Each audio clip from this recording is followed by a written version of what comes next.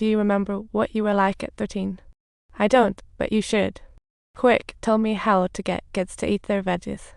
Anne's words hit Jack hard. Even without blood relations, they had become like family over the years.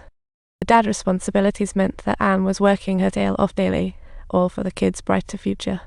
Watching Jack slam the door in anger, Anne felt a twist of doubt. Who knew her revenge plan would take such a turn? In the middle of the night, starving, Anne opened the fridge, only to find it was a health food paradise. She worded all the beer, and every item was labeled with detailed notes on names and expiration dates. Now that's what I call a detailed kind of love. The scare came from the amnesiac man she sought revenge on, and her fondness for this fake husband was slowly growing. The first thing Jack did when he returned was to apologize to Anne. He realized he was quite the neglectful dad. Anne admitted that her stress turned into negativity for the family, but finally their relationship was back on harmonized track. That night, Jack finally settled comfortably on the couch, unaware that their feelings for each other were also quietly blooming.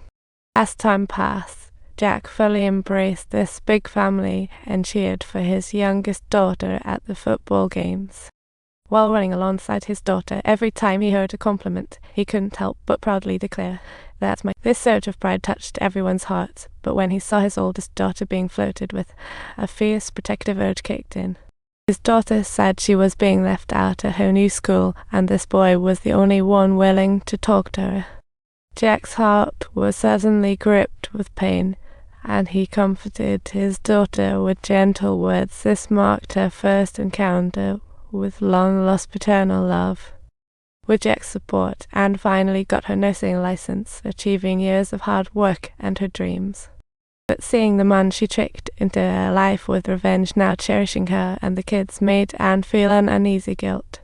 She decided to confess everything to Jack, but couldn't bear to ruin their newfound happiness. In the end, she chose this special way to express her feelings. That night, she surprised Jack with an anniversary celebration. The next day, while shopping, Jack stumbled upon some safety supplies and felt a little puzzled. Anne clearly said she couldn't have kids. What were those for? Fueled by anger over his wife's betrayal, he immediately questioned if she was cheating with another man. Faced with Jack's accusations, Anne was at a loss for a word and could only tell him the harsh truth. Subtitles. She brought Jack in front of her daughter, intending for them to confirm that he wasn't part of the family, only to find that the affection between them had become profoundly strong.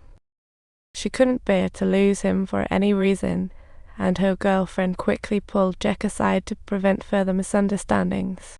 Although the misunderstanding was temporarily resolved, Jack's memory was still MIA. He decided to propose to Anne again for a fresh start.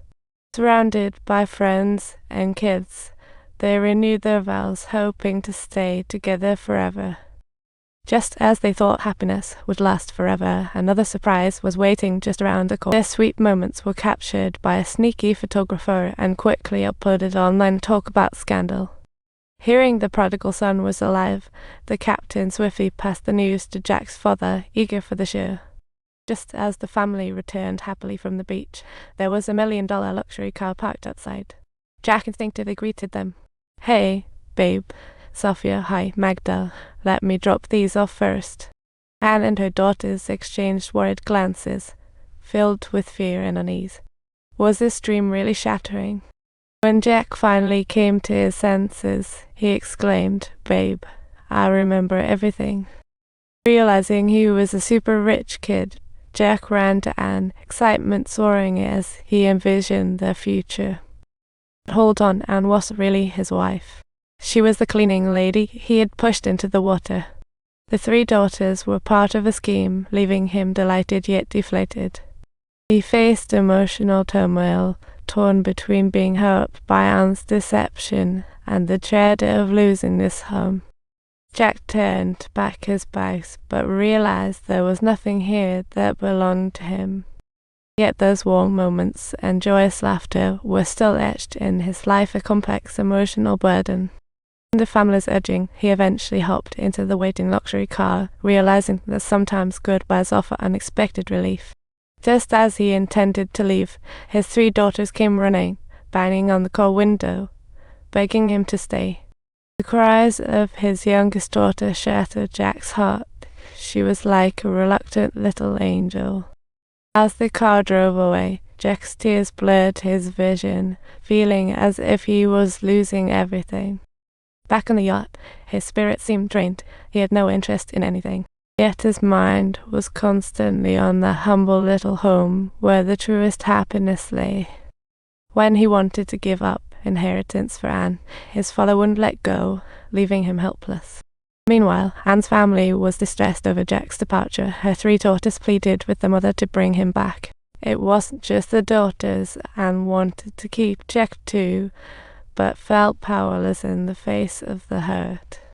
Seeing her daughter's disappointment, her heart ached. Love was making the decision that much harder.